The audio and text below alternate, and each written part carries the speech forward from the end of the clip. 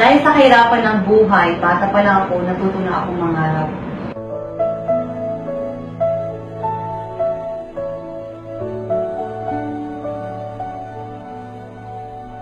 Naalala ko, 5 years old pa lang ako noon, nagbebenta na ako ng mais. Pati nung nag-aaral ako, nung elementary hanggang pagtapos ko ng college, tuwing Sabado at Linggo, pupunta ako sa mga palengke para na magbenta ng mais.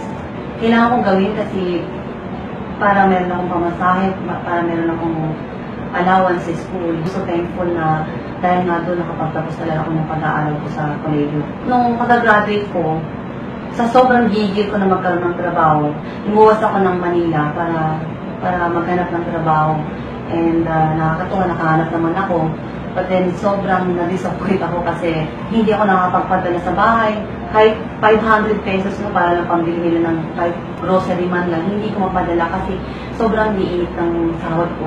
Kaya na-realize ko na kung itong gagawin ko habang buhay, sabi ko, paano na yung pangarap ko sa pamilya ko?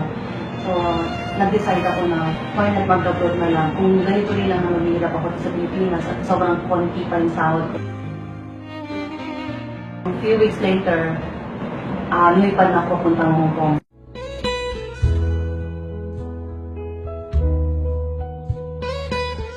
Pagdating ko sa Hong Kong, sobrang excited. Pero sa kabila ng pag-excited ko, sobrang nalulungkot naman ako kasi yun nga, first time ko malayo sa pamilya ko. Hindi ganun kagalit. Pero dahil sa sobrang laki ng pangarap ko sa pamilya ko, sabi ko, hindi ko hilahin kung ano mang hirap, ano mararanasan ko dito sa Hong Kong time. Nung nandun ako sa bahay ng amo ko, hindi sila ganun kabait. Meron pa yung time na hindi ako pinapakain. At that time, I feel like, parang ito ba yung buhay natin? Ito ba talaga yung buhay na para sa akin? Yung kailangan ko mag-get ng ganito, kailangan akong gawin ng ganito. Pero sabi ko, kaya ko to. I know in my heart na there's something great na mangyayari sa buhay ko, pero hindi ko alam kung ano yun. And then, I decided na maghanap na lang ako ng ibang amo. Unfortunately, hindi ako nakahanap. So, umuwi ako ng Pilipinas. Nung nasa Pilipinas na ako, nag-decide ako na mag-aaral na lang ng caregiver para sabi ko, punta na ako ng Canada. Nakakatawa, after caregiver, supposedly, yun nga, mag-apply na ako ng Canada. But then along the way, dumating naman ang AIM Global sa buhay ko. Actually, ang nag-invite sa akin yung kuya ko. Halos araw-araw niya akong ini-invite. Ang lagi ko lang sinasagot sa kanya, kuya, ikaw na lang, mauna ka na, hindi ko din niya yan, hindi para sa akin yan, mag-abroad na lang ako. Ganun lagi kong sinasagot sa kanya. Until such time, pumayag ako na mag-attend ng seminar. And then, nung pagka-attend ko ng seminar, yung tipong sobrang negative ko na nabago kasi talagang nabuksan yung isip ko. Nagsabi ko, that time din, kung pwede ko palang kitain dito sa Pilipinas, dito sa AIM Global, ang pwede kong kitain sa Canada, bakit pa ako aalis ng bansa? Bakit kailangan ko pang iwanan ang pamilya ko na para lang kumita ng pera? Feeling ko that time, hindi ko kaya, pero sabi ko, why not? Kung kaya ng iba, kakayanin ko. After 2 years of doing AIM Global, I was able to hit my first million. And I was able to buy my first car. Dati, naglalakad lang ako. Ngayon, nagdadrive na ako ng sarili kong kotse. Di ba?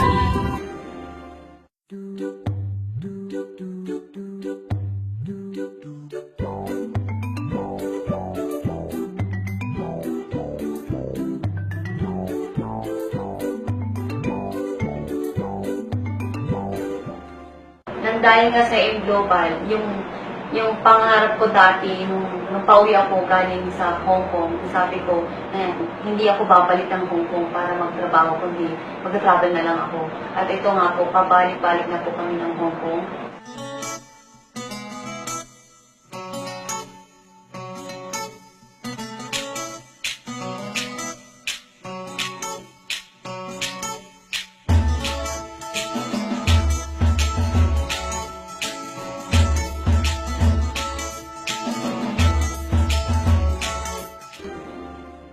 Isa sa pinakapangarap ko na makamit nung nag-start pala ako sa AIM Global ay ang profit sharing. And yung last February 7 lang, isa ako sa mga na-awardan.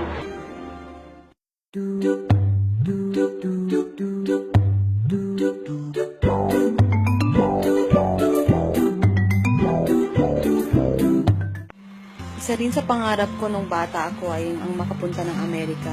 Kaya ang ginawa ko ay ginol ko talaga na mahit ko yung US travel incentives ng Global. And thank God, nagawa ko naman siya. At ito nga, 2 beses na ako na US travel qualifier.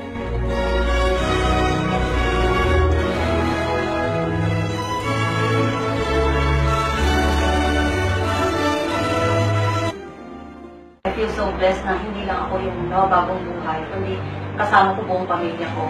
5 kayo magkakapatid na ginagawa ng business na to. And lahat ng pinangarap namin nung isa pa lang kami sa Global, unti-unti namin nararating. Nag-start kami na nangarap, ni isa sa amin walang trabaho, so wala kaming choice, talaga kailangan namin matawin ng Global. And lahat ng hirap, lahat ng pagod, lahat ng talagang lahat yung bayan. Nakaka-bless kasi lahat kayo may kanya-kanya kami sariling sakyan.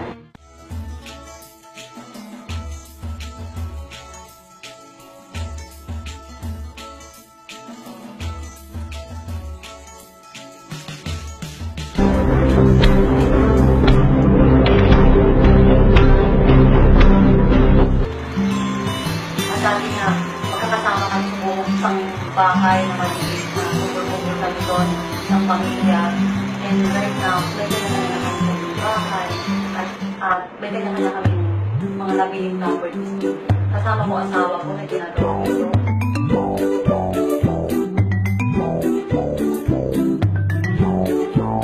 When I started believing, sunod-sunod ko nang nakamit mga pangarap ko sa buhay.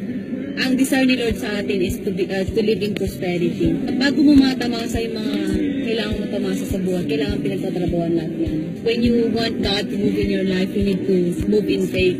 When you move in faith, everything is possible.